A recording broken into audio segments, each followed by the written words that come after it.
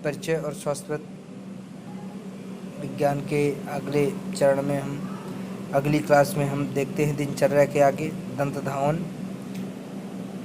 धावन देखते हैं। मतलब दंत धावन का तात्पर्य है दांतों को साफ करने से।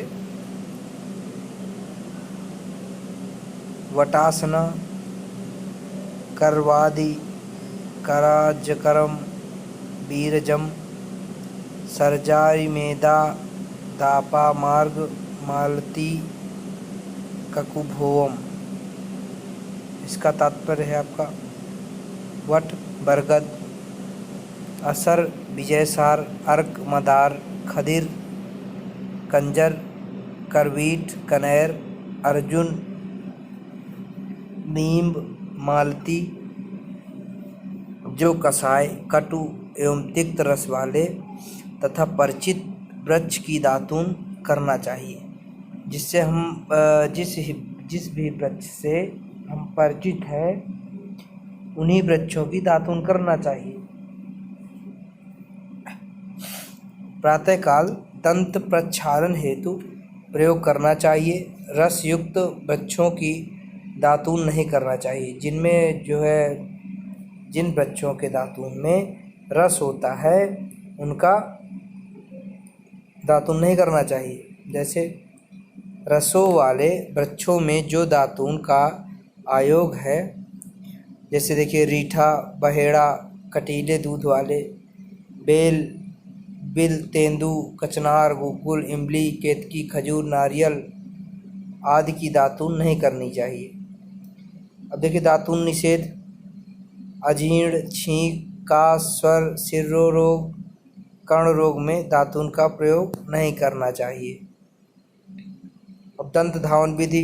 नीचे के दांतों को सर्वप्रथम साफ करना चाहिए, तत्पश्चात ऊपर के दांतों को साफ करना चाहिए। प्रातः नेत्र में शीतल जल से छींटा मारना चाहिए। ग्रीष्म एवं शरद ऋतु में शीतल जल से एवं अन्य ऋतुओं में उष्ण जल से छींटा मारना चाहिए। देखिए जिह्वा निर्लेखन। दातून करने के पश्चात जीभ साफ करना चाहिए। इस प्रकार दातून एवं जिह्वा से मुख की मलिनता, जिह्वा रोग या दंत रोग नहीं होते। देखिए ये तो आम काम है, ये जो है हम सभी करते हैं, लेकिन जो है आपके सब विषय में है ये सब सारा कुछ, तो इसके लिए हम आपको सारा कुछ बता रहे हैं। नहीं ये तो बाकी आप सब जानते ही हो कैसे जिह्वा निर्लेखन करना, मतलब जिह्वा साफ करना अपनी, और दंत को मतलब दांतों को कैसे साफ करना है। दातून को मतलब दातून निषेध, कब कब दातून नहीं करनी चाहिए जो है। अंजन कर्म मतलब काजल लगाना, जो आप आँखों में काजल लगाते हो ना, उसी में अंजन कर्म देखिए कैसे होता है। नेत्रों के लिए हितकर सौवीर अंजन का प्रयोग प्रतिदिन करना चाहिए। अंजन से नेत्र सुंदर तथा सूक्ष्म पदार्थों को देखने योग्य हो जाते हैं। जो आपको देखिए जो आप काजल लगाते हैं ना, इससे आपकी आंखें सुंदर होती हैं, और जो जितना भी आंखों के अंदर का कचरा होता है वो सारा कुछ निकल जाता है तथा सूक्ष्म पदार्थों को देखने योग्य हो जाते हैं। महर्षि सुत ने कहा कि सिंधु प्रदेश में उत्पन्न होने वाले स्रोतांजन श्रेष्ठ होता है। जो अब सिंधु प्रदेश में अंजन उत्पन्न होता, स्रोतांजन उत्पन्न होता है, वह बहुत श्रेष्ठ होता है। यह दाह, कंडु तथा नेत्र के मल को नष्ट कर देता है। नेत्र के लिए हितकारी सौवीर अंजन का प्रयोग करना चाहिए। 5वें अथवा 8वें दिन नेत्र का दूषित अश्रु निकालने के लिए रसांजन का प्रयोग करना चाहिए। नस्य, गंडूस एवं कवल। अणुतैल ततो नस्यम ततो गंडूस धारणम धनुनतः प्रसन्न त्वक स्कंद ग्रीवास्थवक्षसः। अर्थात अंजन के पश्चात अणुतैल का नस्य करना चाहिए।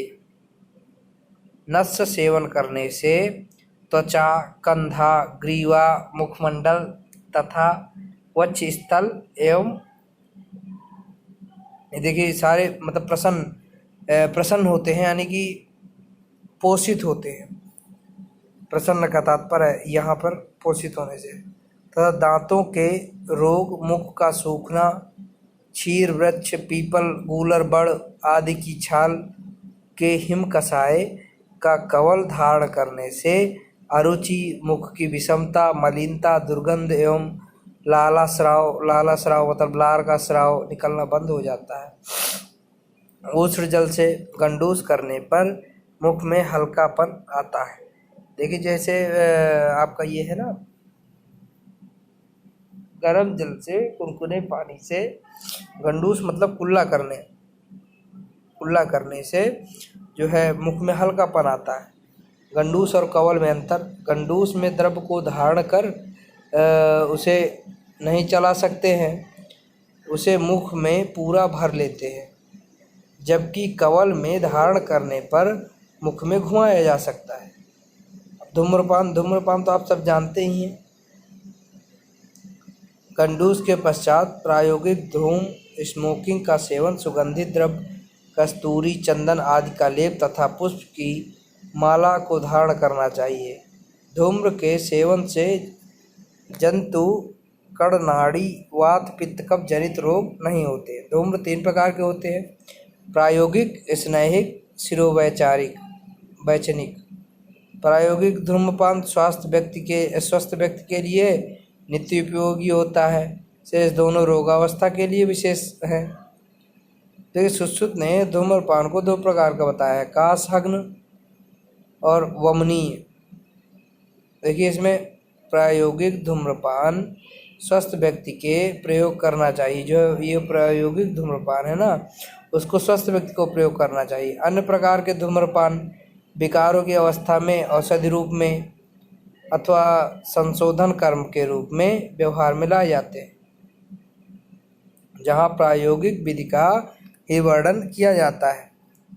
धूमम पीते इत धूमपानम, चरक संहिता में बताया गया है। धुएं को पीना ही धूम्रपान कहते हैं। धुएं को लेना और छोड़ना धूम्रपान कहलाता है। धूम्रपान की विधि क्या है? आचार्य सुश्रुत ने धुएं को प्रथम बार पीना चाहिए और मुख से निकालना चाहिए। देखिए जैसे धूम्रपान का मतलब ये नहीं है बीड़ी सिगरेट से, वो जो है धूम्रपान आयुर्वेद में दूसरा बताया गया है, कस्तूरी, चंदन तेल आदि का धूम्रपान लेना चाहिए। चलिए आज हम यहीं समाप्त करते हैं जो है अपनी दंत धावन आदि की आज की क्लास को, और अगली क्लास में हम देखेंगे जो है इसी के आगे ऋतुचर्या के बारे में। ठीक है, उसमें सारी ऋतुओं के बारे में अध्ययन करेंगे, वर्षा ऋतु, ग्रीष्म ऋतु, सारी ऋतुओं के बारे में देखेंगे।